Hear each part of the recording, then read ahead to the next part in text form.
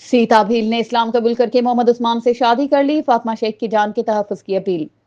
कुंडरी के करीब दे मोर जंगू की रिहायशी सीता ज़ात भील ने अपनी मर्जी और खुशी से हिंदू मजहब छोड़कर पीर जान आगा जान सरहदी के हाथों इस्लाम कबूल कर लिया। इस्लाम कबूल करने के बाद इसका इस्लामी नाम फातिमा रखा गया। फातिमा शेख साबका सीता भील ने बाद अजान मोहम्मद उस्मान खासकेली वल्द हादी खान से पसंद की शादी कर ली। फातिमा शेख और उनके शोहर मोहम्मद उस्मान खासकेली का बयान मीरपुर खास की अदालत में रिकॉर्ड कराया गया, जहां उन्होंने कहा कि हमने अपनी मर्जी और खुशी से मोहब्बत की शादी की है।